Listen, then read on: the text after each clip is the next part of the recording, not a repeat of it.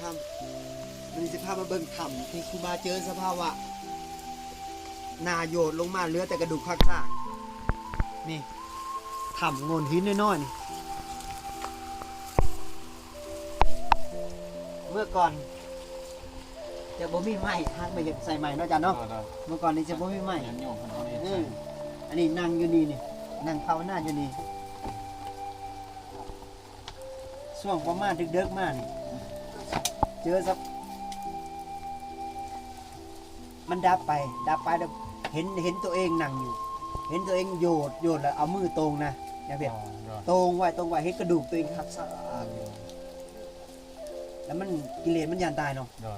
มันขยับมันออกไปเมื่อมันออกปุ๊บเขาก็เบิ่งความโมเถียงของกิเลสโอ้มันยังยันตายอยู่เพราะนั้นก็เลยเร่งความเพียรขึ้นไปนี่แหละทำแห่งนี้อยู่ใน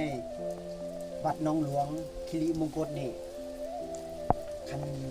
อากาศยังนิ่งปฏิบัติธรรมสุดยอดเลยมงนี้มงเขาหน่อยแจ้งเกิดมงครูบาแจ้งเกิดได้เห็นแสงสว่างในธรรมพ่อแม่ครูบาอาจารย์สมหวังเป็นพ่อแม่ครูบาอาจารย์ที่ได้สอนให้เขาหน่อยได้พ่อได้เห็นความจริงได้เห็นแสงสว่างในธรรมเขาหน่อยบูฮูจักว่าสิเอาชาตินี้จะเอายังมาตอบแทนมันได้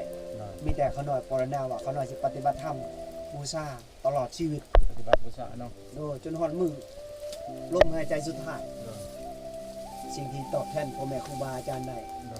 ตอบแทนพระพุทธศาสนาได้สิสร้างคนจนลมหายใจสุดท้ายขอให้ญาติโยมจงโมทนาสาธุการพร้อมๆกันสาธุ